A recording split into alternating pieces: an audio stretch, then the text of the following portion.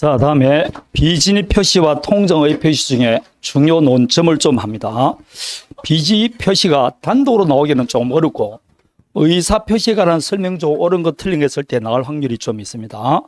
먼저 진위 안에 비진입 표시는 의사와 표시가 불일치하고 불일치하는 걸 표의자가 스스로 알고 하는 거죠. 예, 여기서 이제 비진입 표시할 때 문제되는 게 진위겠죠. 진위란 특정한 법률 행위를 하고자 하는 표의자의 생각을 나타내는 것이지 표의자가 진정으로 마음속에 바라는 사항을 뜻하는 것은 아니다. 즉 진위하고 희망사항 같은 거다 틀린 거다. 틀립니다. 이건 희망사항은 마음속에 바라는 기대에 불과합니다. 그래서 희망사항은 뭐가 아니다고? 진위가 아니다. 그렇습니다. 자, 나는 전 왕조연을 좋아한다 했죠. 그는 희망사항에 불과합니다. 그렇다고 결혼합시다 할 때 그 말은 진위가 아닌 게 아니고 진위는 맞아요. 그러나 내가 원하는 건 뭐라고? 네, 왕조연입니다. 그렇다는 겁니다. 우리 집 사람은 매번 바뀝니다. 왜 바뀌는 게 뭐 연속곡마다 바뀝니다. 연속곡 주의마다 다 지거라 그럽니다. 자, 희망사항에 불과합니다. 자, 그래서 1번은 기억해야 됩니다. 그래서 나오는 게 비진입 표시에 해당되지 않는 거. 강박에 의하여서나마 정리하기로 했다. 그럼 비진입 표시도 아니다? 아닙니다. 강박에 의하여서나마 정리하기로 했다. 그럼 비진입 표시 아닙니다. 그거 나오니까 기억하셔야 됩니다. 강박에 의해서 되는 거. 두 번째, 표의자가 진정으로 마음속에 바라지는 아니하였다 할지라도 당시에 최선이라고 생각해서 표시했다.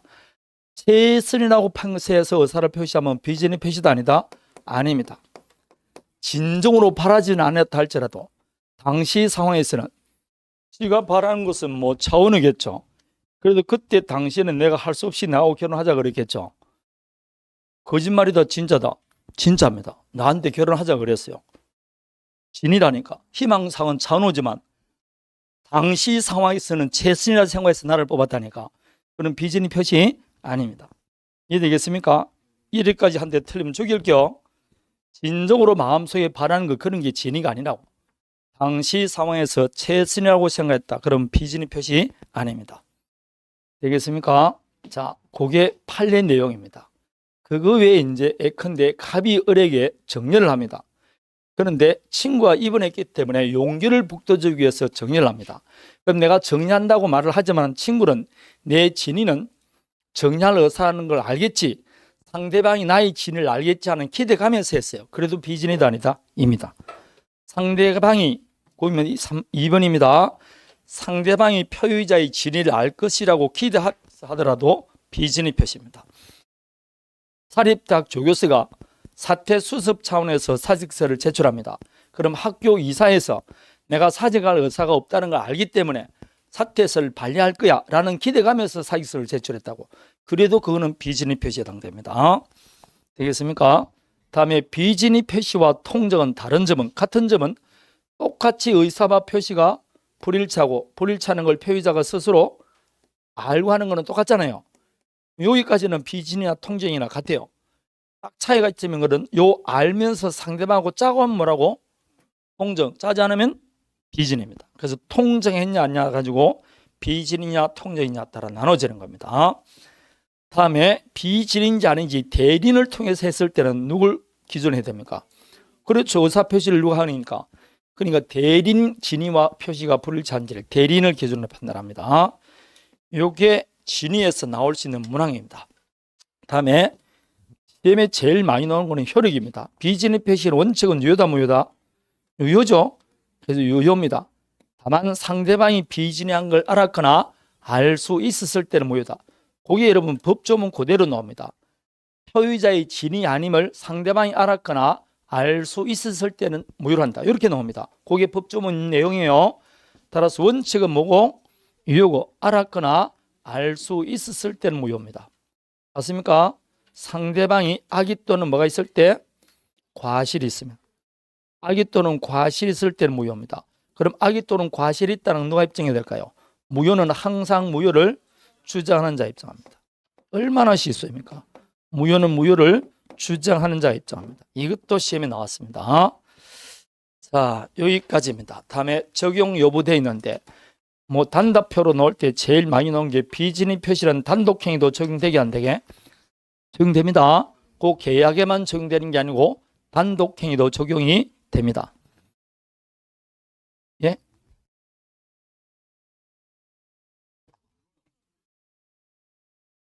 오타니. 나는 왜 눈에 유유라고 보이지? 그러네요. 거기 1번 보십시오. 진위 아닌 의사표시는 원칙은 뭐라고? 유효입니다. 그건 무효가 아니고. 그거 앞에도 하나 틀린 게 1페이지 한번 보십시오. 그 1페이지에 보면 2번 무효라고 되어 있죠. 을이 갑의 배이명에 적극 가담했던 을이 아니고 병입니다. 병이 갑의 배이명에 적극 가담한 경우입니다. 가로 2번 있죠? 2번 무효 안에 가로가 있지 않습니까? 그 이야기입니다. 병이 그래야 됩니다. 병이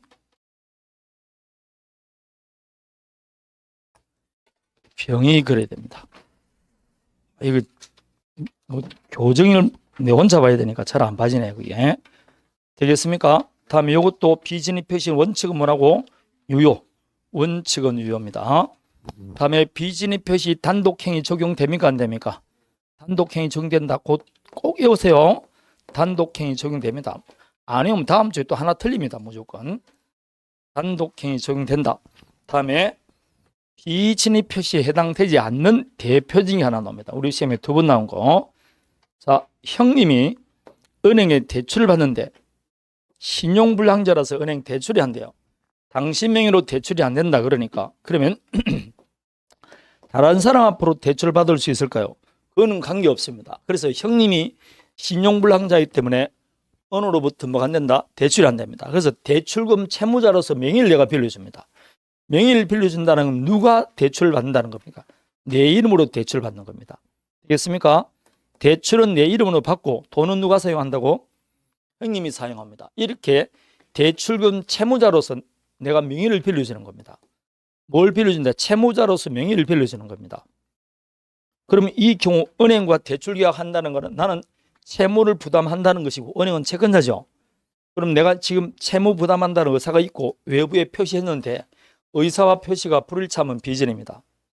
근데 강을 보십시오. 이렇게 형님이 신용불량자여서 내 이름으로 대출을 받아줄 때는 형님이 비록 그 돈을 받아서 사용하지만 무슨 일이 있으면 내가 돈을 갚는다는 생각이 있습니까? 없습니까? 있죠. 그럼 나면 채무 부담 의사가 있어요? 없어요?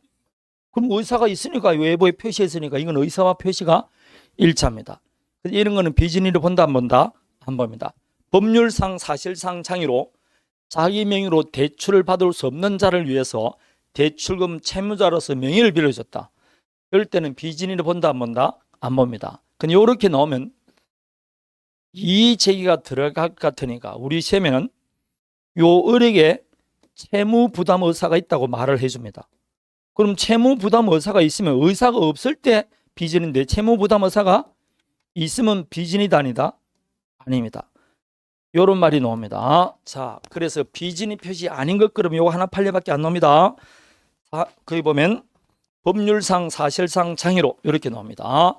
대출을 받을 수 없는 자를 위해서 대출금 채무자로서 명의를 빌려주는 거. 형님이 융자 받을 때 내 이름으로 대출을 받아줍니다. 그럼 이거는 비진이 아닙니다. 무슨 일이 있으면 나는 돈을 갚아주는 겁니다. 되겠습니까? 요 정도밖에 없습니다. 비즈니스는. 자, 그럼 1번 문제를 보니까 진이란 그 두 번째만 보면 되죠. 진정으로 마음속에 바라는 상을 뜻하는 것은 아니다. 맞습니까? 자, 2번 상대방이 표의자의 진이 아님을 알았습니다. 자, 알았을 때는 뭐가 된다? 무효죠. 근데 거기에는 뭐라고 되어 있습니까? 취소할 수 있다고 되어 있죠. 그래서 틀린 겁니다. 얼마나 얍삽하게 나왔습니까? 무효지 취소가 아닙니다. 취소는 착오와 사기 강박만 취소입니다. 2번 대리에서는 누굴 표준한다? 대리인을입니다. 다음에 4번 진위 안에 의사표시에 효력이 없다. 무효죠. 그럼 마지막 절 그러더라도 누구한테는 대항 못한다? 선의의 제3자에게 대항하지는 못합니다. 5번 진의하는 의사표시는 상대방과 통정이 없다는 점에서 통정의 표시와 구별된다. 이걸 우리 시험에는 사고와 구별된다 해서 시험에 틀린 문제로 나왔습니다. 사고와 구별되는 게 아니고 통정의 표시와 구별되는 겁니다. 답은 2번입니다. 제가 새로 만든 문제 아니에요. 이렇게 나온 적이 있습니다. 비진이가 오랜만에 나오는데 그 정도입니다. 자, 다음에 통정 허위 표시입니다.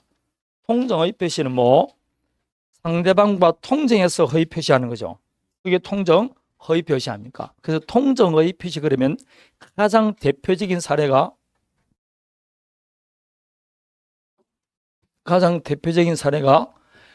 자, 갑과 갑이 채무자입니다. 채무자는 건 채권자가 있죠. 그래서 채권자 A가 채무자의 재산인 건물을 강제 집행하려고 합니다. 강제 집행 다음은 좋아 안 좋아? 안 좋겠죠.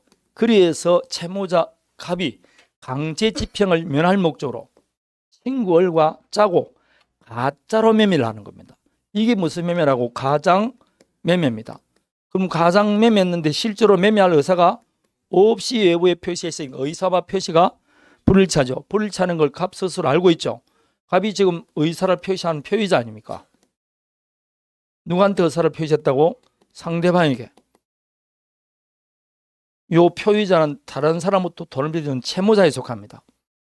그럼 의사와 표시가 불일치하고 불일치하는 걸 표의자가 알고 있어. 그 알고 있으면 상대방하고 지금 뭐하고 있다? 짜고 하는 거잖아. 이 짜고를 우리 민법에서는 뭐로 되어 있다고? 통정으로 되어 있다고. 통정했다. 양해하에, 합의하에. 즉 비진의하도록 상대방이 적극적으로 유도하는 걸 말합니다. 적극 가담하는 걸 말해요.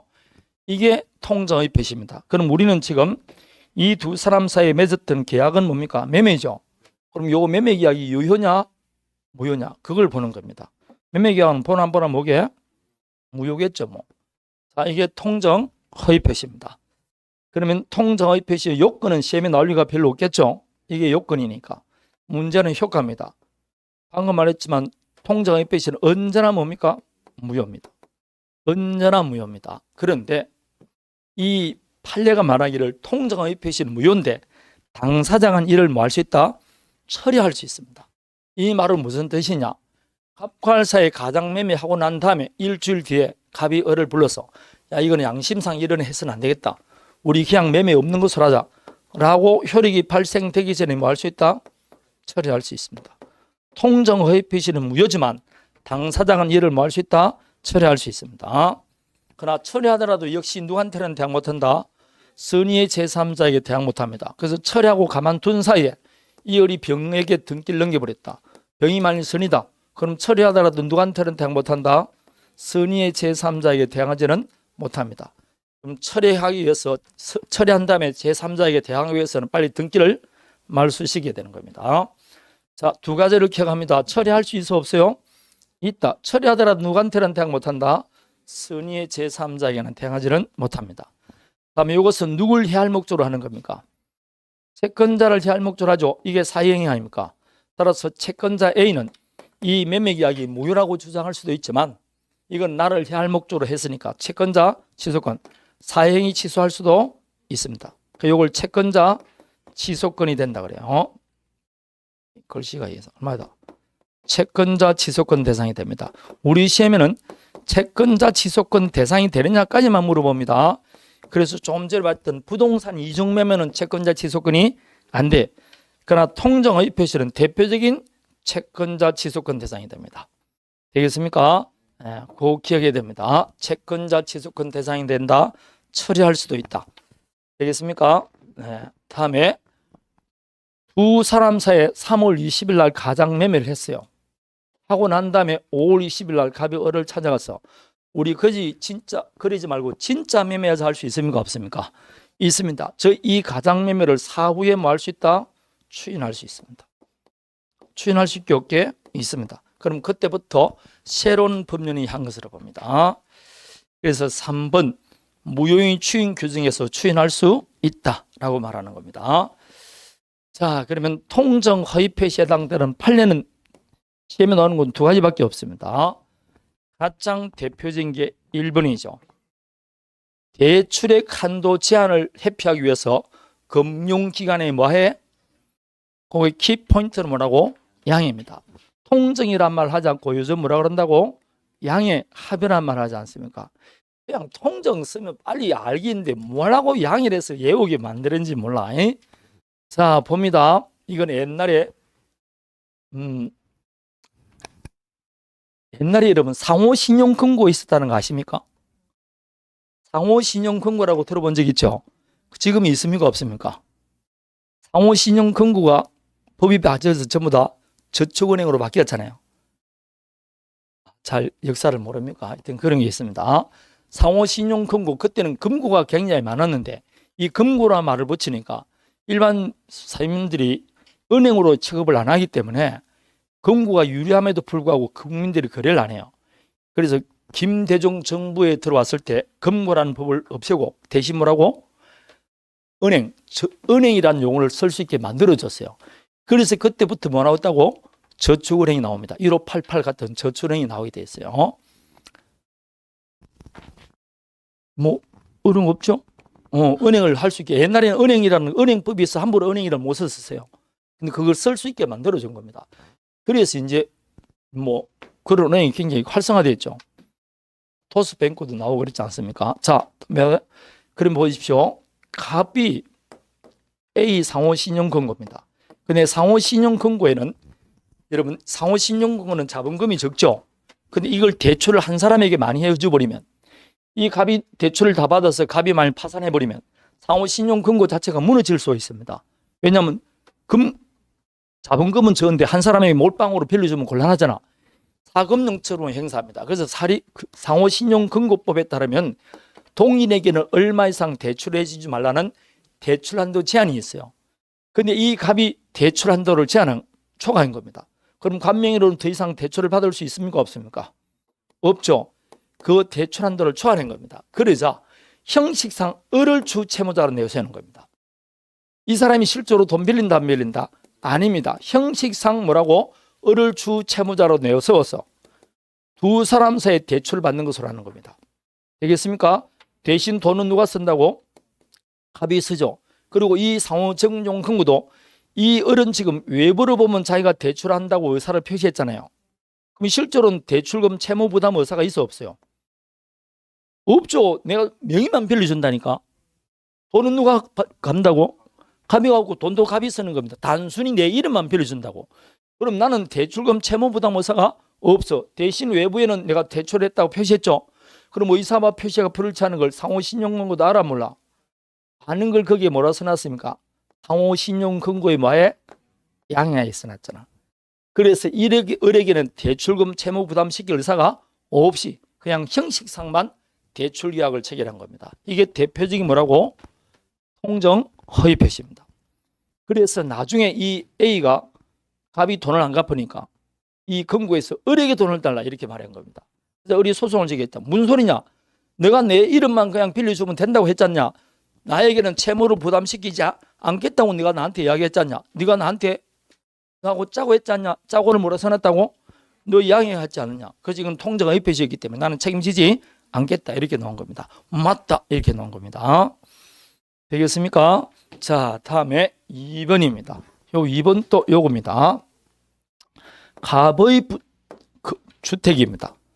여기 A 앞으로 저당권이 들어와 있어요. 여기도 2번 저당권이 들어와 있습니다. 근데 3억 들어와 있고 여기는 4억 들어와 있습니다. 총 7억이 들어와 있어요. 여기인데 이 부동산 가격은 5억밖에 안 납니다. 그런데 평소에 이 갑에게 돈 빌려준 을이 있어요. 이 을은 지금 저당권도 설지 않고 일반 채권자입니다. 그래서 요 갑과 병이 짭니다. 자, 어떻게 하냐? 마치 이게 임차인처럼 임대차 계약을 체기로 들어갑니다. 그리고 인도와 뭘 한다? 주민등록을 합니다. 그리고 소액에 딱 들어갑니다. 소액 들어가면 나중에 경매가 되면 A, B보다 누가 먼저 받아간다? 백채 우선 면제 받습니다. 이렇게 기존 채권자가 자기 채권 뭐라고?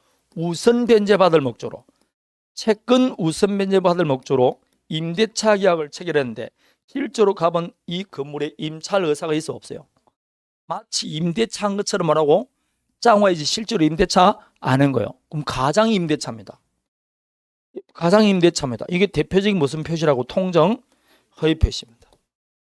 가장 임대차를 한 겁니다. 채권자가 기존 채권 우선 변제를 받을 목적으로 주택 임대차로서 대항력을 갖춘 것처럼 외관을 만들었을 뿐 실제로 주거용으로 사용 수익할 목적이 있어 없어요? 없잖아. 그러니까 외관만 있으니까 이거는 통정 허위 표시입니다. 대표적인 통정 허위 표시입니다. 그래서 1번은 금융기관에 양해하에 이 말이 나오게 될 것이고, 두 번째 판례는 실제로 주용으로 사용 수익할 목적이 없다. 이 말이 나와야 됩니다. 목적 없이 지금 임대차 계약했으니까 통정 허위 표시입니다. 되겠습니까? 자, 그러면 통정 허위 표시는 그 효과는 당연히 당사자가 방금 뭐라 했죠? 무효입니다. 맞습니까? 자, 요런데 요 처리할 수도 있다고 그랬습니다. 맞습니까? 다음에 무슨 대상도 된다? 취소 대상도 됩니다. 채권자 취소권 대상도 됩니다. 자, 무효가 된다고 그랬습니다. 지금부터 요 무효의 효과를 보는 겁니다. 자, 1번 당사자 간에는 무효다. 맞습니까? 따라서 제3자도 무효를 주장할 수 있게 없게 누구든지 무효를 주장할 수 있습니다. 그러나 이 무효는 누구한테는 대항 못한다? 선의의 제3자에게 대항하지 못합니다. 그래서 결국은 시험에 나오면 선의의 제3자가 나올 확률이 제일 많습니다. 선의의 제3자에게 대항하지는 못한다. 자, 여기서 이제 제3자는 선의기만 하면 됩니까? 무과실까지 해야 됩니까? 그렇죠. 선의기만 하면 됩니다. 따라서 선의기만 하면 과실이 있더라도 보호받을 수 있게 없게 있습니다. 과실이 있더라도 보호받습니다. 뭐기만 하면 된다고? 선의기만 하면 됩니다. 그럼 제3자의 선의는 추정되게 안 되게? 추정됩니다. 따라서 제3자 스스로 나는 선의라고 입증할 책임은 없어요. 맞습니까? 자, 그래서 여기 보는 겁니다. 자, 이렇게 다 사람이 짜고 매매 계약했습니다. 가장 매매했습니다. 가장 매매는 무효죠. 언제나 뭐라고? 무효입니다. 그러나 그 무효는 누구한테는 대항 못한다고? 그렇죠. 용어는 무효지만 요 무효를 선의의 제3자에게는 대항하지는 못합니다. 이때 제3자는 의기만 하면 된다? 선의면 됩니다. 그럼 만일 악의는 보호받을 수 있습니까? 없습니까? 없죠. 그럼 악의가 되면 무효겠죠. 선의가 되면 이 등기는 뭐라고? 유효인데 악의가 되면 무효입니다. 그럼 병이 악이라는 건 누가 입증해야 된다? 무효를 주장하는 자. 누가 무효를 주장합니까? 갑이죠. 당신 알고 샀지 않냐? 그래야 되는 겁니다.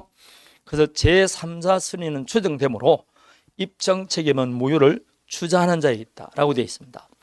제3자가 선의면 병은 소유권을 취득하죠. 소유권을 취득하게 되면 그 뒤에 있는 전득자는 뭘 불문한다? 선악을 불문합니다. 전득자는 뭘 불문한다? 선악을 불문하고 유효하게 권리를 취득합니다. 이걸 엄폐물의 법칙이다. 그렇게 말했습니다. 선의의 제3자 뒤에 있는 사람입니다. 다음에 자, 조금 어려운 거. 제3자가 선의면 전득자는 선악을 불문하고 보호한다 했죠. 방금 선의의 제3자에게 대항 못한다 그랬죠. 대항 못한다는 것은 갑과 을은 이 병에게 무효를 주장할 수 없습니다. 무효 주장 못한다 했죠. 그러나 제3자 스스로 무효를 주장할 수는 있어 없어요? 있습니다. 그걸 대항할 수 없다는 겁니다. 갑과 을은 병에게 당신 앞으로 된 등기를 무효라고 주장 못합니다. 그러나 병은 가장매매 무효를 주장할 수 있습니다. 처음 듣는 이야기 아니죠? 네, 그걸 대항할 수 없다 그런 겁니다. 자, 이제는 조금 어려운 거. 병이 악입니다. 제3자는 악입니다. 그런데 이 전득자는 다시 뭐라고? 선입니다. 이렇게 악의 제3자 뒤에 있는 전득자는 보호받을 수 있을까요? 없을까요?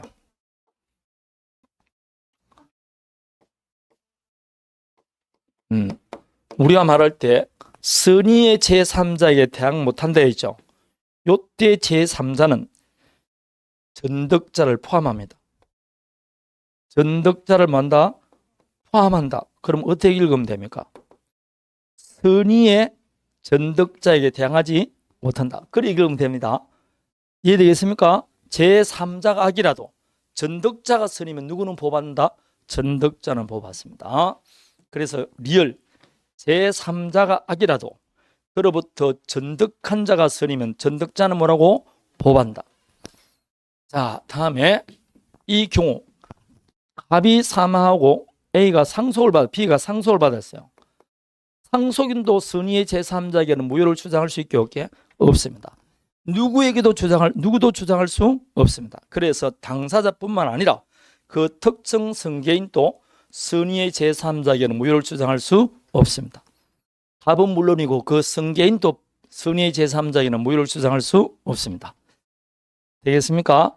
리얼은 나온 적 없습니다. 전득 제3자가 악일 경우 전득자가 선이면 보호받느냐? 이건 아직 나온 적은 없어요. 우리 시험은 없고 다른 시험엔 다 나왔습니다. 그래서 한번 한 겁니다. 이게 다른 시험에 나왔습니다. 자, 이때 선의의 제3자 있을 때 제3자에 해당하지 않는 사람을 잘 외우라 그랬습니다. 그럴 때 제가 두 문자를 따서 삼포가 기본이다 그런 말 한 적 있습니까? 예, 기본 삼포라 그랬습니다. 민계공 3개를 포기하는 자는 합격 못합니다. 그래서 기본이 3포 그렇게 말했습니다. 기존 권리자라 되어 있을 겁니다. 여기에 여러분 기존에 후순위 권리자라 되어 있죠. 그럼 여기에 후순위 때문에 정답이 되는 게 아니고 후순위든 선순위든 문 안 된다. 기존 권리자는 제3자가 아닙니다. 그래서 반드시 나오면 뭐가 나와야 된다고? 기존 권리자 나옵니다. 기존 권리자는 제3자도 아니다? 아닙니다. 자, 왜 아닌지 지금 봅니다. 갑과 을 사이에 자 저당권이 설정되어 있어요. 다음에 병이 저당권 설정되어 있습니다. 다음에 정이 저당권 설정되어 있어요. 자, 그런데 갑과 을 사이에 저당권을 가짜 포기를 했어요. 갑과 병 사이 요 두 번째 저당권을 뭐 했다고? 가장 포기를 했습니다. 되겠습니까? 가짜로 저당권 포기했다 이 말입니다. 그럴 때 이 병과 정은 제3자냐 이 말입니다. 제3자기 아니게? 아닙니다. 여러분 우리가 말하는 제3자가 되기 위해서는 항상 말하지만 제3자는 가장매매하고 난 다음에 나타난 사람만 제3자입니다. 이해되겠습니까? 이 말은 순서대로 말할 것 같으면 이 제3자는 저당권 설정됐죠. 그리고 갑과 을 사이에 가장 포기가 돼서 안 됐어요. 포기됐죠. 그 가장 포기됐다는 전자에서 뒤에 나타난 사람이 뭐라고? 제3자입니다. 그럼 이 병과 정은 가장 포기하기 전부터 등기부에 있을 수 없으세요. 그런 사람하고 가장 포기하고 무슨 상관이 있겠냐고. 가장 포기한 다음에 등기부에 나온 사람만 제3자라고. understand? 그러면 가장 포기를 보십시오. 여기는 지금 1번이 가장 포기했죠. 맞습니까? 그럼 내가 여러분한테 하는 겁니다. 2번 저당권자가 가장 포기했어요. 2번 저당권자가 뭐였다고? 가장 포기했어요. 그럴 때 선순위 권리자 어른 제3자입니까 아닙니까? 관계없죠. 가장 포기하기 전부터 등기부 나와 있었어 안 나와 있었어요. 그런 사람은 제3자가 아니다 이 말입니다. 왠지 알겠습니까? 기존 권리자는 가장 포기하고 난 다음에 포기됐다는 전자에서 나타난 사람이 아니잖아. 그래서 항상 가장 포기하고 난 다음에 그 이후에 나타나는 사람만 제3자입니다. 그러면 이 사람은 제3자인지 한번 봅니다. 자,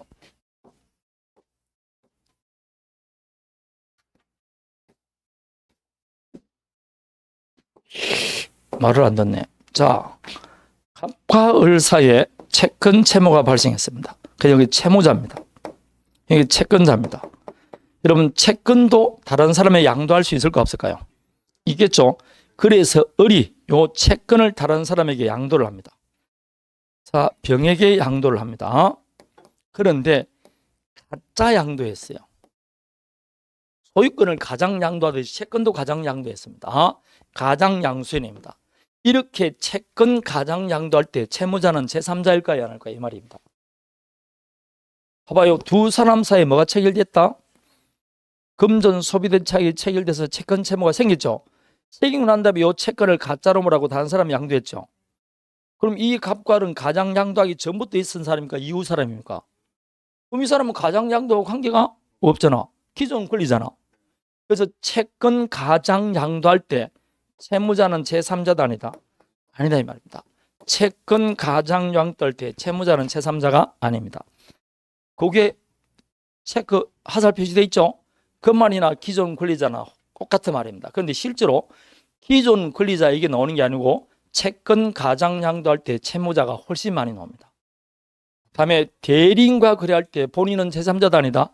아닙니다. 효과의 주체이기 때문에 제3자 아닙니다. 다음에 제3자를 위한 계약에서 수익자는 제3자가 아니에요. 다음에 상속인은 제3자도 아니다.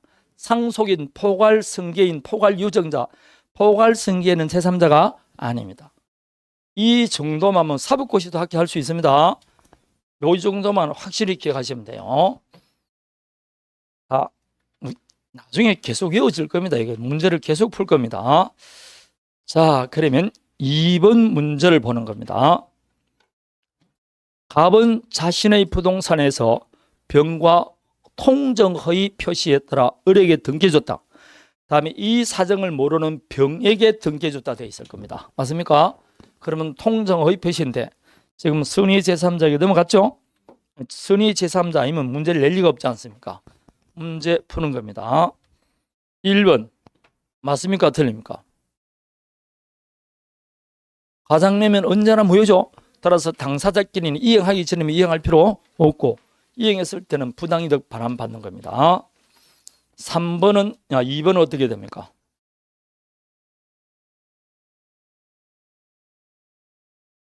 제3자가 선의죠. 그럼 선의 제3자에게는 대항할 수 없잖아. 그러니까 등기 말소 청구할 수 없다. 없으니까 3번 병의 소유권을 취득하는 거죠. 자, 그러면 4번과 5번이 답입니다. 4번은 O입니까? X입니까? 그렇죠. 무효는 누가 주장해야 된다고? 무효를 주장하는 자. 무효는 누가 주장합니까? 갑이 주장하죠. 왜냐하면 갑이 지금 부동산을 도로 돌려받기 위해서 무효를 주장합니다. 그래서 갑이 소유권을 취득하려면 병의 악의를 증명해야 됩니다. 이런 문제가 어렵습니다. 사실상 무효는 항상 무효를 주장하는 자 입장합니다. 이러면 갑과 알 사이에 가장매매했어요. 친구를 믿고 등기를 넘겨준 겁니다. 가장매매는 유효입니까? 무효입니까? 무효죠. 무효니까 도로 돌려받아야 된다, 안 받아야 된다. 그래서 갑은 이행할 줄 필요 없지만 이행했을 때는 돌려달라 할 수 있습니까? 없습니까? 부당이득 반환 청구하는 겁니다. 무효 그럼 항상 따라오는 말이 뭐가 있다? 부당이득. 103조 반사회적 행위는 외에는 다 부당이득 반환입니다. 부당이득 반환은 원물 반환이 원칙이에요. 무슨 반환이 원칙이라고? 원물 반환이 원칙입니다. 원물은 내가 줬던 걸 그대로 돌려받는 겁니다. 갑은 을에게 뭘 줬습니까? 가장매매에서 건물 소유권을 지내줬죠. 그럼 소유권을 도로 돌려달라는 겁니다. 돌려받기 위해서 은 앞으로 된 등기를 말소. 그래서 갑은 을에게 등기 말소 등기를 청구하는 겁니다. 자, 이렇게 말소 등기 청구합니다. 그러면 우리 시험에 갑은 을에게 가장매매를 이유로 을 앞으로 된 등기 말소 등기 청구할 수 있다. 맞죠? 이렇게 나올 수도 있고 갑은 을에게 부당이득 반환 청구할 수도 있다. 이렇게 나오는 거예요. 부당이득 반환 받는 거나 말소 등기 청구나 같은 거예요. 부당이득 받는 방법이 뭐라고? 등기를 말소해서 가져오는 거 아닙니까? 갑은 가져오고 싶어 안 가져오고 싶어? 가져오고 싶은 사람입니다. 그런데 병계처럼 병에게 넘긴 겁니다. 병에게 넘겼는데 이 병 앞으로 등기가 됐어요. 그럼 갑이 여러분이 했을 때 이게 200억짜리 같으면 도로 가져와야 되겠죠. 가족에서는 병이 선이면 못 가져옵니다. 왜냐고? 선의 제3자에게는 대항할 수 없으니까. 그러나 악이면 가져올 수 있어요? 없어요? 그럼 악이란 건 누가 입증해야 됩니까? 갑이 입증해야 돼. 당신이 이 가장매매가 무효인 줄 알았지 않냐? 알았으니까 당신 앞으로 된 등기도 무효니까 등기 말소하고 돌려달라 이렇게 나오는 겁니다. 그래서 악이란 것은 무효죠. 무효는 누가 입증해야 된다고? 무효를 주장하는 자. 누가 무효를 주장한다고? 갑. 그렇게 되는 겁니다. 답은 5번이죠. 선이기만 하면 되지 과실이 있더라도 소유권 취득합니다. 소유권 취득합니다. 이렇게 우리 시험에 나왔어요. 정말 짧은 문장인데 잘 냈습니다. 시험 문제. 짧은 문장인데 잘 냈습니다.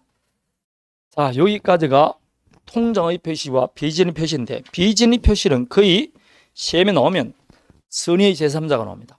선의의 제3자에게 대항할 수 있느냐 그걸 잘 물어보는 겁니다.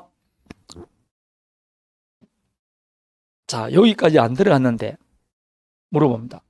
말소 등기하지 않고 이걸 가져오는 방법도 있을까 없을까요? 그렇습니다. 말소 등기 대신하는 게 뭐라고? 진정명의 회복을 위한 소유권 이전 등기증을 합니다. 말소하지 않고 바로 이전 등기 받습니다. 이전 등기 받기 위해서는 등기원이 있어야 되겠죠. 그 등기부에 뭘 쓰면 된다? 진정명의 회복 이렇게 쓰는 겁니다. 항상 말소 등기를 뭐가 나온다? 진정명의 회복 이렇게 나옵니다. 이렇게 되는 겁니다. 왜 그런지 저번 주에 이야기했잖아요. 반사회적 행위로 무효면 절대적 무효입니까? 상대적 무효입니까? 절대적 무효죠. 그러면 불공정 법률행위도 절대적 무효입니까? 상대적 무효입니까? 절대적 무효죠. 그럼 이 두 사람 사이에 계약이 무효가 되었어요. 근데 104조 불공정으로 무효가 되었어요. 그럼 뒤에 있는 사람이 무효를 할지라도 선이라도 권리 취득 못하겠죠. 그럼 등기부를 보면 벌써 어디로 넘어가 있습니까? 엄청나게 넘어가 있다고. 갑한테 넘어갔다가 다시 을, 병, 정 이렇게 넘어간 거예요. 무까지 넘어갔잖아. 이렇게 됐을 때는 갑은 엄밀히 말하는 을, 병, 정을 순차 대해서 말소해야 돼. 말소하기 위해서 어떻게 한다고? 이 등기부 등기 말소해야 될 거 아닙니까? 이렇게 말소하고 아이고 희한하네. 또 여기에 말소 등기합니다. 여기 또 말소 등기합니다. 순차 다해 말소해야 돼. 이렇게 돌아오는 겁니다. 근데 이렇게 돼서 한 사람이라도 만약 소송 붙으면 그 사람하고 다시 뭐 제기해야 된다? 소재에서 또 나가야 돼. 굉장히 복잡합니다. 그래서 이렇게 할 수도 있지만 말소할 수 있지만 이걸 그대로 뭐라고? 말소하지 말고 그대로 두는 겁니다. 두고 나서 바로 갑 앞으로 뭐 해준다? 이전 등기를 해주는 겁니다. 그럼 이전 등기하기 위해서는 이 무합 갑 사이에 무슨 행위를 해야 되겠죠. 매매한 적도 없고 교환한 적도 없잖아. 그럼 어떻게 이전 등기 받냐? 등기원인을 뭘 쓰면 된다고? 그렇죠. 진정명 회복이라고 쓴다니까. 진정명 회복이라고 쓰는 겁니다. 이렇게 하면 말소 등기하는 것보다 훨씬 간편하게 할 수 있잖아. 그래서 진정명 회복 쓰는 겁니다.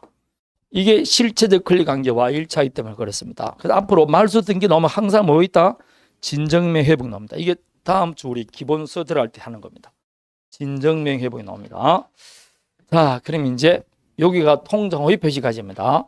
한 문제는 일단 풀었다고 봐야 돼요. 뭐 통정의 표시가 나올 확률이 제일 많은 거 아닙니까? 다음에 두 번째 착오입니다. 착오는 의사와 표시가 불일치하고 불일치하는 걸 표의자가 스스로 모르고 하는 걸 착오라 그러죠.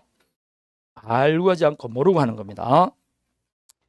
자, 그러면 착오는 의사와 표시가 불일치하는 걸 모르고 하는 것인데 착오와 해석 가운데 여러분 해석이 우선입니다. 그래서 보면 해석이 착오의 우선함으로 외형상 의사와 표시가 불일치하더라도 해석을 통해서 그 표시가 무엇을 의미하는지 당사자 공통의 의사가 인정되면 착오는 성립하지 않는다. 여러분 개떡같이 알아도 찰떡같이 알고 있으면 그건 착오단이다. 예?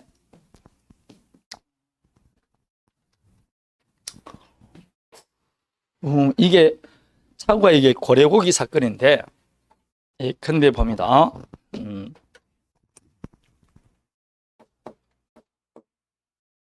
갑이 사망하면서 자기가 갖고 있는 포도주 저장소를 프랑스에 쓰였던 이야기입니다.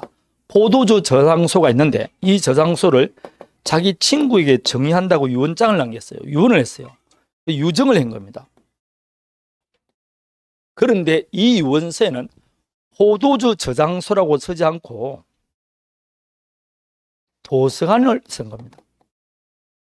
갑이 을에게 뭐라고 한다고? 도서관을 을에게 정의한다. 이렇게 유언장을 남긴 겁니다. 프랑스에서 실제 있었던 사건입니다. 근데 유언 집행자가 집행을 딱 하러 보니까 도서관을 준다고 유언장에 남긴 겁니다. 근데 실제로 갑은 도서관이 있어 없어요? 없다니까. 그래서 이 유언은 무효다 이렇게 나왔습니다. 그러자 이 을이 소송을 제기했습니다. 이 갑이 평소에 포도주 저장소를 뭐라고 불렀다? 도서관으로 불렀다는 겁니다. 따라서 이거는 표시된 대로 도서관으로 해석해서는 안 되고 포도주 저장소로 해석해야 된다는 겁니다. 이해되겠습니까? 이렇게 주장했습니다. 분명히 표시는 뭐라고 표시되어 있다고? 도서관입니다. 그런데 이건 도서관이 아니라는 겁니다. 그럼 이거를 도서관을 해서 해야 될까요? 포도주 저장소를 해서 해야 될까요? 포도주 저장소를 해서 합니다. 그럼 포도주 저장소에 했으니까 글씨도 뭐로 써야 됩니까? 포도주 저장소를 했어야 되는데 뭐라고 표시했다?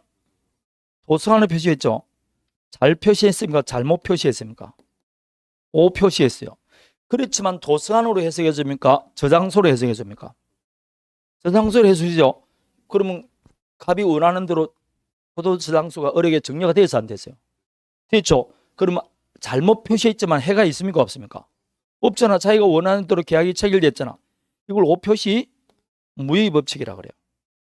이럴 때는 착오 문제는 발생한다 안 한다? 안 하는 겁니다. 분명히 지금 의사와 표시가 불일치하자면 이때는 착오 없어요. 왜냐?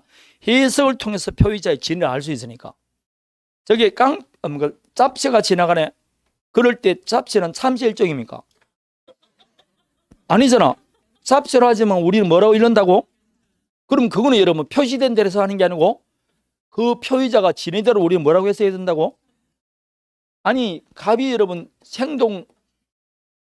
행동파 있잖아. 행동파에게 A 짭새를 살인하라 이렇게 나온 겁니다. 지령서가 나왔어요. 그래서 A 짭새를 살인하라고 지금 어리게 지시를 낸 겁니다. 두목이. 그래서 실제로 어리 A를 죽였어요. 그러니까 살인교사죄로 구속되니까 이 갑이 하는 말이 나는 짭새를 죽이려 했지 사람 죽이라고 안 한 적 없다. 그래서 나는 무죄다 이렇게 주장했다니까. 그럼 이렇게 나올 거 아니에요. 그럴 때니까 짭새를 해서 해야 된다. 경찰을 해석한다. 그런 걸 오표시 무효의 법칙이라 해요. 잘못 표시했지만 표시된 대로 해석하지 않고 표의자의 진위대로 해석하지 겁니다. 그럼 여기는 무슨 문제가 생기지 않는다고? 착오 문제 아닙니다. 거기 1번 이야기입니다. 해석을 통하여 그 표시가 무엇을 의미하는지에 대해서 당사자 공통의사가 인정되죠? 그럼 그때는 착오 문제는 발생한다 안 한다? 안 합니다.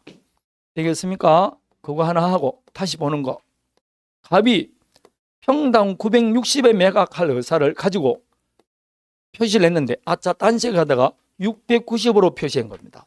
의사와 표시가 불일치합니다. 되겠습니까? 그럼 이거는 착오겠죠. 갑은 얼마 썼다고 생각하는데 960으로 생각하는데 착오입니다. 그런데 상대방 을이 이 갑이 나에게 960 매각한다는 사실을 빌서 알고 있어요. 그럼 표의자의 진위를 누가 알고 있습니까? 표의자의 진위를 누가 알고 있다고? 상대방 알고 있잖아. 그럴 때는 960으로 해석해야 됩니까? 아니면 690으로 해석해야 됩니까? 그럼 이건 착오 문제는 발생 안 하는 거예요. 표의자의 진위를 상대방이 아는 경우는 착오 문제는 발생하지 않습니다. 이렇게 표의자의 진위를 상대방이 아는 경우. 두 번째, 이 을이 그래요? 제가 960에 사겠습니다라고 표의자의 진위에 뭐 했다고? 동의했어. 표의자의 진위에 뭐 했다고? 동의했어. 그럴 때는 착오 문제가 발생할 리가 없잖아. 갑이 원하는 대로 얼마에 매각되니까. 그런 겁니다. 그래서 체크. 상대방이 착오자의 진위에 동의하더라도 착오 취소할 수 있다. 맞아 틀려요? 틀립니다. 쥐가 원하는 대로 960에 매매 계약이 체결됐는데 어떻게 착오 취소할 수 있습니까? 안 되는 거지. 그런 거는 착오 단위다? 아닌 겁니다. 자, 진위에 동의하거나 아니면 상대방의 진위를 표의자의 진위를 상대방이 아는 경우 그럴 때는 착오 문제가 발생하지 않습니다. 다음에 장래 미필적 사실에 관한 착오도 착오가 될 수 있게 없게 장래 사실이고 확실하지 않는 확정되지 않는 미필적 사실에 관한 착오도 착오로 취급할 수 있습니다. 거기에 양도소득세라고 그랬죠. 갑과 을 사이에 건물 매매 계약이 체결되는데 이 두 사람 사이에 양도소득세가 500만 원 나올 걸 예상했어요. 그래서 매수인이 매매대금 플러스 양도소득세 500만 원을 매수인이 양도소득세를 부담하기로 했어요. 그래서 매매대금 플러스에다가 양도소득세 500 해서 대금을 취급하고 등기를 딱 넘겨받았어요. 나중에 양도소득세 누구한테 나옵니까? 매도인에게 부과되죠. 그 매도인에게 양도소득세가 3,500이 부과된 겁니다. 자, 이거는 착오했다 착오 아니다? 착오입니다. 양도세가 얼마 나온다고? 3,500 나오는데 500 나올 거라 했죠. 그럼 매매 당시 양도소득세가 나옵니까? 나중에 나옵니까? 그럼 장래 사실이죠. 얼마나 이렇게 확정하게 알아 몰라. 확실히 모르잖아. 미필적 확정되지 않는 사실에 관한 착오입니다. 이것도 착오로 취급한다란다 합니다. 장래 미필적 사실에 관한 착오, 이걸 흔히 말할 때 양도소득세에 관한 착오라고 그래요. 양도소득세에 관한 착오는 중요 부분 착오입니다. 그런데 요거하고 비교할 판례, 요즘 뜨는 판례입니다. 언젠가는 정답이 되어서 나오는 겁니다. 장래 어떤 사정을 막연히 발생할 걸 뭐 했다? 예측하거나 기대했다. 이걸 내가 줄여서 뭐랬죠? 예기했다고 합니다. 이런 것은 내가 예상한 대로 발생 안 했다. 그럼 착오도 아니다? 아닙니다. 부동산 가격이 상승할 걸 예측하고 매매인데 상승이 안 됐다. 그런 착오로 취급하지 않습니다. 이것은 희망사항입니다. 희망사항은 우리가 말하는 진위하고는 관계가 없습니다. 예측하고 기대합니다. 다른 시험에는 예기라고 줄여서 나왔어요. 다 하면 전부 다 예측하고 기대했다. 그러면 예기란 말이 나오면 착오도 아니다? 아닙니다. 예기란 말이 나오면 착오가 아닙니다. 예기는 착오가 아닙니다. 자, 그러면 109조 착오 취소는 강행 규정입니까? 임의 규정입니까? 임의 규정이다. 따라서 우리는 착오 취소하지 못한다는 특약하면 착오 취소할 수 없습니다. 이거는 임의 규정입니다. 착오 취소하지 않겠다고 특약하면 취소 못합니다. 못하는 거예요. 자, 그러면 착오 중에서 문제되는 게 동계의 착오죠. 동계의 착오는 원래 착오로 취급한다 안 한다? 안 하는 게 원칙입니다. 동계의 착오는 원래 착오로 취급하지 않지만 판례는 두 가지 경우만 착오를 취급합니다. 동기가 뭐 됐을 때 표시돼서 그 법률행위 내용이 되거나 표시되지 않더라도 상대방이 뭐 했을 경우 유발한 경우입니다. 이럴 때는 표시할 필요도 없이 착오로 취급합니다. 유발된 경우 그럼 대표적인 게 공무원 나온다고 했죠. 공무원의 법령 오해 터잡아, 아니면 공무원이 기속재산이라는 말을 믿고 국가에 정의했다.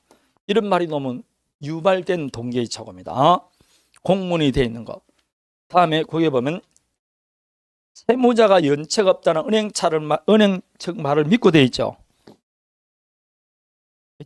이런 게 사실상 여러분한테 할 것 때문에 이게 정답이 안 돼서 나오는데, 여러분 문항으로 나오면 무조건 그걸 다 보려고 그러고 이해를 하려니까 사실상 어렵습니다. 요거는 은행 이야기죠. 그럼 은행 이야기면 실제로 우리 시험에 정답은 안 돼서 나옵니다. 자, 이게 무슨 말이냐면 갑이 은행으로부터 대출을 받습니다. 대출 받아요. 그럼 대출한 자가 채권자죠. 이게 채무자입니다. 요즘 그냥 씁니까? 보증을 써야 됩니까? 보증을 쓰는데 요즘은 개인이 보증 씁니까? 신용보증금이 보증을 씁니까? 그렇죠. 신용보증금이 보증을 쓰는 거예요. 신용보증기금이 뭘 쓴다고? 보증을 씁니다. 그럴 때 보증 쓸 때 그냥 쓸까요? 채권자에게 보낼까요? 채권자한테. 여러분 신용보증금이 보험 쓸 때 그냥 쓰는 게 아니라 보험을 내야 되겠죠. 그럼 보험금을 얼마 냈냐? 뭘 해야 됩니까? 신용등급을 해야 될 거 아닙니까? 그럴 때는 채권자한테 갑니다.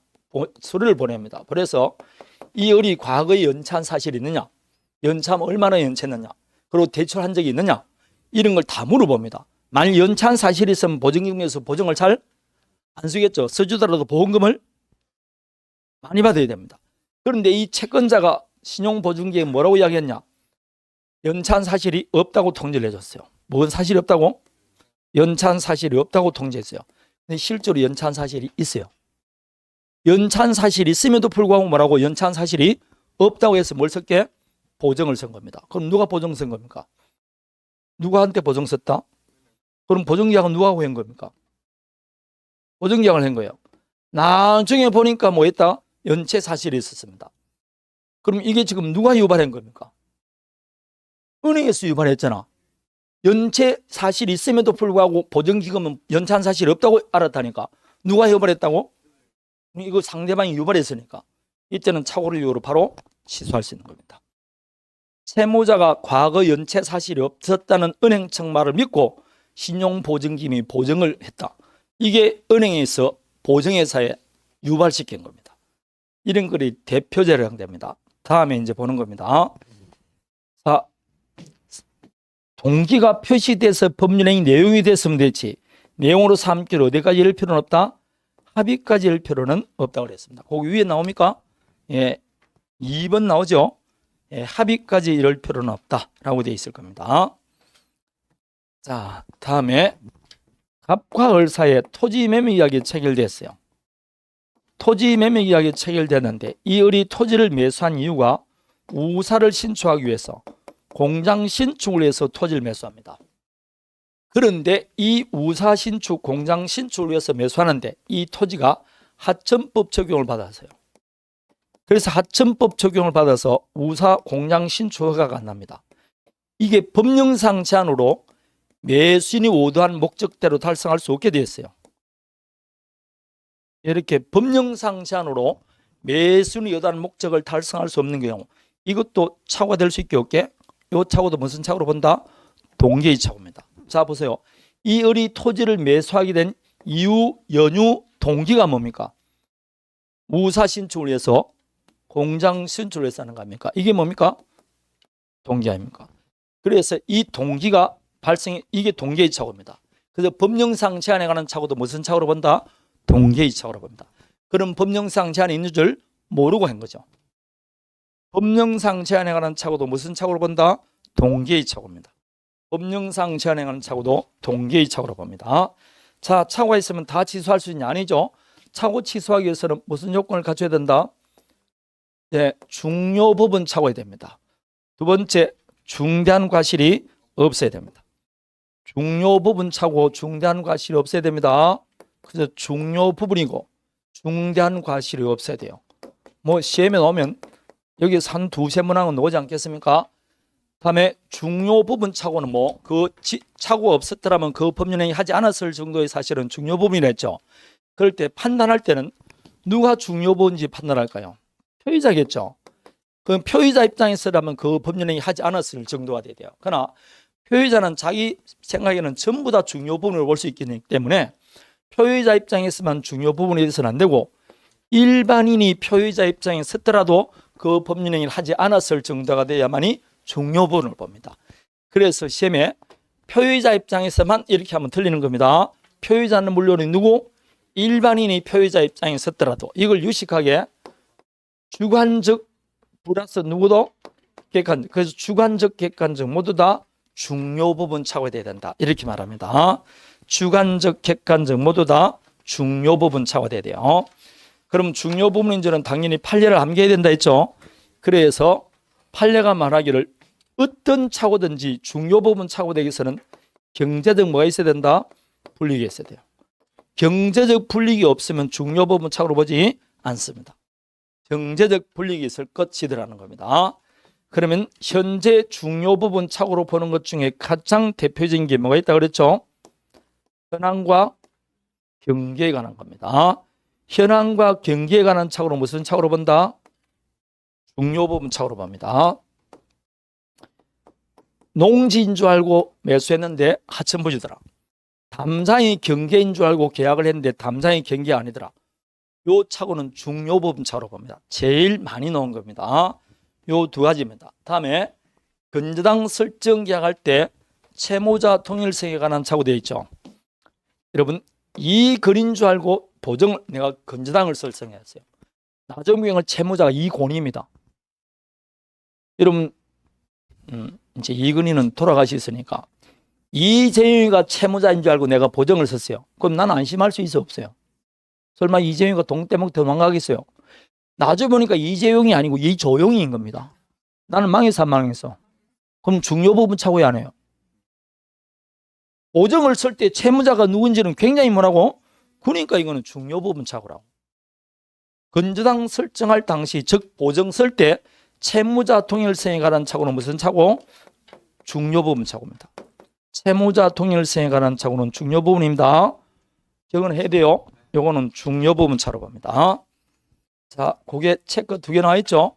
그럼 중요 부분 착오 아닌 거, 뭐 시험에는 왼쪽보다 오른쪽이 훨씬 많이 나왔죠. 기출 문제 보면 시가와 면적은 중요 부분이다 아니다. 시가증 면적은 중요 부분 착오 아니라 했어요. 시댁 면적은 중요 부분 착오가 아닙니다. 이게 제일 많이 중요한 겁니다. 시가와 면적은 중요 부분 착오 아니다. 타인 소유 부동산도 임대해 줄 수 있습니까 없습니까? 있죠. 근데 임차인이 임대인 소유 물건인 줄 알고 임차를 했는데 보니까 임대인 소유가 아니더라. 중요 부분 착오로 보지 않습니다. 임대차 기간 동안 목적물을 사용 수익하기에 제공만 해주면 되기 때문에 소유자일 필요는 없습니다. 두 번째 뭐가 없어야 된다? 중과실. 중과실이란 그 사람의 직업 행위 정도에 비춰볼 때 보통 요구되는 주의를 현재의 게으리한 것을 말합니다. 그러면 중과실이 있으면 취소 못한다 했죠. 왜가 있습니다. 단 표의자에게 지금 중과실이 있어요. 중과실이 있으면서 지금 착오에 빠진 거예요. 그럼 취소 못해야 되겠죠. 근데 표의자가 착오에 빠졌다는 걸 상대방이 알면서 뭐 했다? 이용한 겁니다. 이렇게 상대방이 표의자의 착오를 이용했어요. 그럴 때는 설사 뭐가 있더라도 중과실이 있다 이 계약을 취소할 수 있습니다. 되겠습니까? 알고서 이용하는 경우에는 중과실이 있더라도 취소할 수 있습니다. 1번에 보니까 원용할 수 있다고 되어 있죠. 이걸 원용이 나오면 주장으로 바꾸면 됩니다. 주장. 소송에서는 주장하는 걸 원용한다 그래요. 주장으로 바꾸면 됩니다. 자, 그러면 중대한 과실에 해당되는 게 대표적인 어떤 것이냐? 방금 말했죠. 갑과 사이에 공장 신축을 목적으로 토지를 매수했어요. 그래서 공장 신축을 목적으로 토지를 매수한다는 사실을 표시했어요. 표시해서 법률의 내용이 됐습니다. 그런데 나중에 허가를 딱 받으니까 구청에서 보니까 허가가 안 나오는 겁니다. 자, 이럴 때 허가 나지 않은 줄 알았더라면 토지 매수했을까 안 했을까요? 안 했으니까 중요 부분 맞죠? 근데 판례가 말하기를 이때는 취소 못한다는 겁니다. 왜냐? 중요 부분은 맞지만 뭐가 있다고 본다? 중과실이 있다고 봅니다. 왜냐? 이런 목적으로 토지를 매수하는 자는 매매계약을 체결하기 전에 관계관청 등을 통하여 허가 여부를 미리 알아볼 수 있었음에도 불구하고 그것조차 안 알아봤으니까 너에게 중대한 과실이 있다고 판결이 나왔어요. 그래서 중대한 과실에 해당하는 겁니다. 다음에 재건축 조합입니다. 자, 재건축 조합이 갑입니다. 그래서 조합에서 재건축 설계 용역 의뢰를 누구한테 맡기느냐? 건축 사무소를 갖고 있는 대학 교수에게 맡긴 겁니다. 설계 용역 의뢰를 맡겼어요. 그런데 나중에 보니까 이 대학 교수에게 무슨 건축사 자격이 없는 겁니다. 그럼 설계 용역 의뢰할 때 건축사 자격증 유무는 중요 부분일까 아닐까요? 중요 부분입니다. 건축사 자격증 유무는 중요 부분입니다. 자, 중요 부분 맞아요. 그럼 이제 중대한 과실이 없으면 되겠죠. 그럴 때 이 상대방 쪽에서 이 을에게 건축사 자격증이 있는지 없는지 알아보지 않는 것은 조합에서 중대한 과실이 있다라고 소송을 제기했어요. 그러니까 판례가 하는 말이 그런 것 조사하지 않는 것은 중대한 과실에 해당하지 않는다. 따라서 중과실이 있다 없다? 없다. 따라서 이 계약은 취소할 수 있다는 유명한 판결이 나왔습니다. 그래서 미리 건축사 자격증 유무를 미리 알아보지 않는 것은 중대한 과실에 해당하지 않는다. 자, 다음에 유명한 정육점 사건입니다. 갑이 지금 점포를 두 개 갖고 있어요. A 점포와 B 점포가 있습니다. 그런데 요 중에서 갑은 요 B 점포를 매도하기 위해서 중개업자에게 의뢰를 한 겁니다. 무슨 걸 했다고? B 점포를 매도하기 위해서 중개업자에게 의뢰를 한 겁니다. 이 병이 중개업자입니다. 그런데 마침 정육점을 하고 싶은 을이 중개업자에 들러서 혹시 정육점할 물건 없습니까? 라고 말하니까 이 중개업자가 분명히 의뢰는 무슨 물건을 받았다? B 물건을 받은데 이 중개업자가 무슨 물건을 보여주냐? A 물건을 보여준 겁니다. 보니까 딱 네 그리고 정육점 하기 괜찮아요. 그래서 오케이 했어요. 그래서 두 사람 사이에 매매 계약이 체결됐어요. 잔금 주고 딱 정육점을 하기 위해서 인테리어 딱 들어가니까 갑이 하는 말이 B 건물에 들어가세요 이렇게 말하는 겁니다. 무슨 소리냐? 나는 A 건물이 있는 줄 알았다. 보니까 뭐라고? B 건물인데 A 건물이 아닌 겁니다. 매매 목적물 동일성에 관한 착오가 있었습니다. A 점포인 줄 알았는데 무슨 점포다? B 점포다. 목적물 동일성에 관한 착오입니다. 이거는 중요 부분 착오일까 아닌가요? B 점포인 줄 알았다면 매수 안 했을 거 아니에요. 그럼 중요 부분 맞죠? 그러자 갑 쪽에서 소송을 제기했습니다. 아니 부동산을 매수하는 사람이 A 점포인지 B 점포도 확인도 안 하고 어떻게 매수하느냐 말입니다. 너에게 뭐가 있다? 중대한 과실이 있다. 이렇게 나왔어요. 그러자 이 을을 하는 말이 나는 누굴 믿었다? 중개업자 말을 읽다는 겁니다. 결국 누구에게 중대한 과실이 있습니까? 중개업자에게 중대한 과실이 있죠. 그럼 중개업자의 중대한 과실이 있더라도 그 중개업자를 믿은 의뢰인은 뭐가 없다? 중과실이 없는 것으로 나왔어요. 그래서 이 계약을 말 수 있다? 취소할 수 있다는 유명한 판결이 나왔습니다. 그게 세 번째 판례입니다. 중개업자가 매매 점포를 잘못 속여서 매수인의 매매 목적물 차원을 깼다. 중대한 과실이 없는 것으로 봅니다. 마지막입니다. 갑과리 토지를 직거래 합니다. 중개업자를 통하지 않고 두 사람 사이에 뭐 했다고 토지를 직거래 한 겁니다. 이럴 때 토지를 직거래하면서 대장 등을 확인을 안 했어요. 경계선 확인을 안 한 겁니다. 그럴 때 이 을에게는 중대한 과실이 있게 없게? 예? 있죠. 토지를 매수할 때는 대장 등을 확인해야 된다 안 해야 된다? 안 한 겁니다. 그래서 이건 뭐 했다고? 중대한 과실이 있으니까 취소할 수 없다고 나온 겁니다. 이런 거 공부할 때는 뭐라고? 누굴 통하지 않았다고? 중개를 통하지 않고 직거래 한 거 아닙니까? 그러니까 옆에 뭘 써야 된다고? 얼레리 꼴레리 쓰는 겁니다. 잘 됐다 이 말입니다. 왜 중개업자를 통하지 않고 자기들끼리 거래했냐 이 말입니다. 만약 중개업자를 통해서 했으면 이거 다 확인했을까 안 했을까요? 취득도 인야 대장 다 확인해 줍니다. 다 확인해 줍니다. 근데 자기끼리 거래하면서 대장 등을 확인한 것은 중대한 과실이 있다고 나왔어요. 이 네 가지가 다 시험에 나오진 않겠죠. 안 오는데 1번이 제일 많이 나왔고 체크되어 있는 거 있죠. 체크되어 있는 거 1번이 제일 많이 나왔고 세 번째가 한번 나온 적이 네 번째 있죠. 중개업자를 통하지 공인중개사를 통하지 않고 이것도 나온 적이 있습니다. 그래서 깡그리 제가 다 했습니다. 자, 그럼 이제 봐야 됩니다. 중요 부분 착오고 중대한 과실이 없어야만 취소할 수 있죠. 그럼 중요 부분 착오했다는 건 누가 입증해야 됩니까? 취소하고자 한 누가? 표의자가.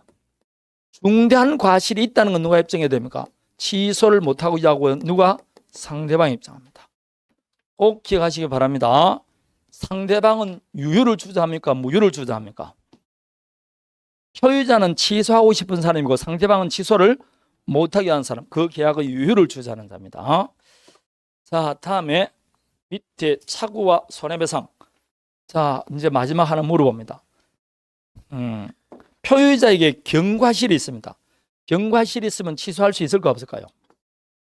표의자에게 뭐가 있다? 경과실이 있습니다. 그런데 계약을 취소했어요. 취소할 수 있어 없어요? 있습니다. 중대한 과실이 있으면 취소 못하지만 경과실일 때는 취소할 수 있습니다. 그럴 때 취소당한 을이 갑을 찾아갑니다. 당신이 경과실도 과실이죠. 그래서 불법행위라는 겁니다. 따라서 당신이 취소함으로써 내가 손해가 났으니까 불법행위한 손해배상을 청구했어요. 할 수 있느냐 이 말입니다. 불법행위한 손해배상 청구할 수 있을까 없을까요? 없습니다.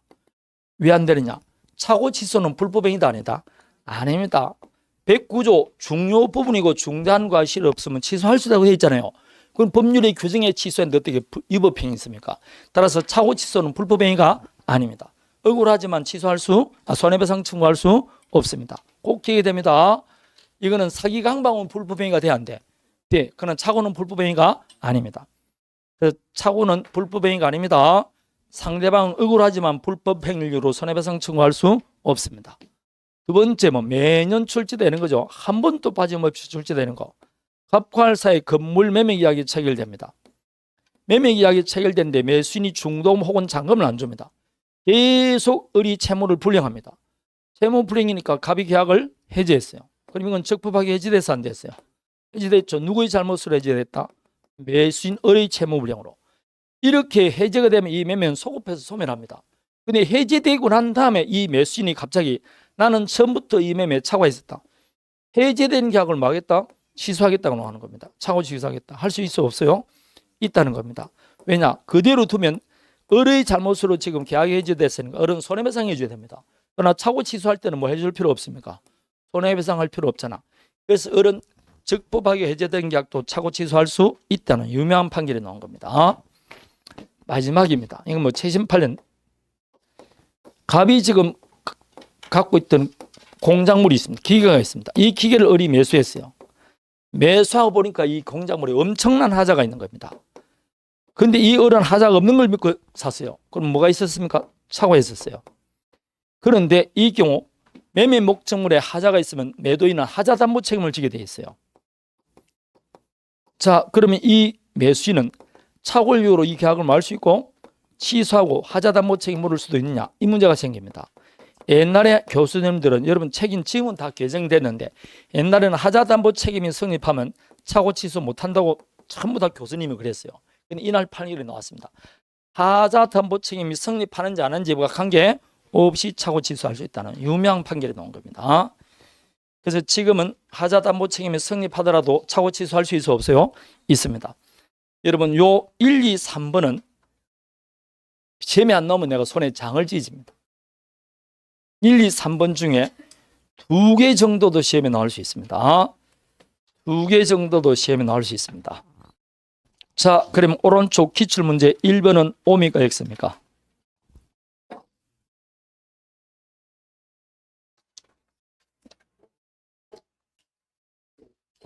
백구조는 강연 교정이 아니라 했죠. 예. 2번의 키포인트는 뭡니까? 건물과 부지를 현상대로 했는데 부지 지분, 토지 면적이잖아. 중요 부분이다 아니다? 아닙니다. 아닌 겁니다. 4번을 보십시오. 키포인트가 되는 단어. 아니지, 알고 이용했잖아. 알고 이용했다 그러면 어쩌고 저쩌고 할 필요 없이 착오 취소할 수 있다 그래야지. 중과실이 있다라도 취소할 수 있잖아요. 그러니까 여기에서 4번의 키포인트는 알고 이용한 경우입니다. 알고 이용했다는 말이 나오면 중간에는 대충 보고 마지막 줄이 뭐가 나와야 된다? 취소할 수 있다고 나와야 되지. 중과실이 있다라도 취소할 수 있으니까. 5번은 유발됐죠? 그럼 이거는 표시할 필요도 없이 착오 취소할 수 있는 겁니다. 알겠습니까? 네. 요 3번은 사기 강박할 때 할 겁니다. 2번입니다. 자, 1번의 키포인트가 되는 단어는 법령상 제한 나왔죠? 무슨 착오로 본다? 동기의 착오. 법령상 제한에 관한 착오는 동기의 착오로 본다 했습니다. 다음에 3번을 먼저 봅니다. 방금 앞에 했습니까? 안 했습니까? 유발됐죠? 표시되지 않더라도 중요부분 착오됩니다. 4번은 공인중개사를 통하지 않고 벌써 냄새가 나잖아. 중대한 과실이 있어 없어요? 있습니다. 매매 토지 대장 등을 확인하지 않는 것은 중대한 과실이 있습니다. 따라서 취소할 수 없다. 5번은 키포인트가 되는 단어. 적법하게 해지됐죠? 해지되더라도 착오 취소할 수 있다 그랬다. 없다 했으니까 답이 몇 번? 5번입니다. 5번입니다. 2번은 나오기는 나오는데 2번까지 설명드리도록 할게요. 그러면 주 채무자 소유 부동산에 가압류가 있다고 보정을 했습니다. 뭘 생각하냐면 갑이 있고 을이 있습니다. 이제 이게 은행입니다. 그래서 이게 중소기업이에요. 그럼 당연히 은행에서 돈을 빌렸습니다. 그럼 중소기업이 채무자겠죠. 은행은 채권자입니다. 그냥 빌려줄까요? 신용보증에 보증을 썼을까요? 보증을 씁니다. 전부 다 보증 쓰다가 신용보증금하고 일어난 겁니다. 신용보증금이면 보증을 쓰는데 보증 쓸 때 그냥 쓸까요? 채무자 재산 상태를 조사할까요? 채무 상태를 조사합니다. 그래서 이 중소기업이 토지를 갖고 있는 겁니다. 토지 시세를 따져보니까 이거 빌린 돈을 충분히 변자도 남아요. 그래서 믿고 뭘 쓸게? 보증을 쓴 겁니다. 이렇게. 알겠습니까? 보증을 딱 쓰고 보니까 이 토지에 정 앞으로 가압류 등기가 하나 딱 들어와 있는 겁니다. 뭐가 들어와 있다고? 그럼 가압류가 들어갈 수 있는 줄 알았더라면 이 신용보증에 보증 썼을까 안 쓸까요? 그래서 나는 착오했었다, 취소하겠다 이렇게 나온 겁니다. 그런데 이렇게 소제기하고 난 다음에 요 가압류가 무효 등기임이 밝혀졌어요. 그 등기가 무효임 밝혀졌다고? 그럼 이 을에게 병에게 분명히 가압류 등기가 있음에도 불구하고 없다고 믿었으니까 착오는 맞죠? 그러나 그 착오로 인해서 무슨 경제적 불이익을 입어서 안 입었어요? 안 입었죠. 가압류 등기가 무효니까. 그래서 이때 이렇게 됐을 때는 이 병은 비록 착오가 있었지만 뭐가 없었다? 경제적 불이익이 없으므로 중요 부분 착오 아니다. 착오 취소할 수 없다는, 여기에서 이 판례가 나온 거예요. 이 2번이 뭐라고? 경제적 불이익이 없으므로. 이게 이유가 됩니다. 이 판례가 이 판례입니다. 경제적 불이익이 없으므로 착오 취소할 수 없다. 이렇게 나온 겁니다. 그런데 2번에 제가 설명은 드리지만 이렇게 어려운 걸 정답으로 낼 리가 있냐고. 답은 5번이잖아. 얼마나 쉬우냐고. 해제된 계약도 뭐 할 수 있다? 취소할 수 있다. 공짜로 주는 문제 아닙니까? 1번의 답이 몇 번입니까? 그 위에 거 모르더라도 답은 뭐라고? 4번 아니냐고. 물론 설명을 드렸는데 시험은 절대로 어려운 거 정답 안 나옵니다. 우리 시험에서 그냥 기본서에서 가장 보편적인 거 있죠? 그게 정답이라니까. 다만 오지선나이기 때문에 군데군데 어려운 게 나와 있을 뿐이지 시험 정답은 여러분, 내가 이 문제 1번을 몰랐다, 2번을 몰랐다, 3번을 몰랐다고 틀렸다 그러면 안 돼요. 몇 번을 몰라서 틀린 겁니다. 1번은. 4번, 2번은 5번을 몰라서 틀렸지 위에 거 몰라서 틀린 건 아니라니까. 되겠습니까? 자, 여기까지입니다. 다음에 다시 물건들한테, 원래 물건은 다음 주 건데 내가 미리 땡겨 놔줬어요. 다음 주에 들어가고 뒤에 하도록 하겠습니다. 되겠습니까? 자, 오늘까지 포함해서 다시 다음 주 또 시험 나갑니다. 여러분, 공부가 내가 가르쳐 주는 것보다는 여러분이 뭐라고 자꾸 해야 됩니다. 그래야만이 되는 거니까. 다음 주는 제가 회초리 가져오도록 하겠습니다. 자, 그럼 쓰겠습니다. 마치겠습니다. 네, 쓰겠습니다.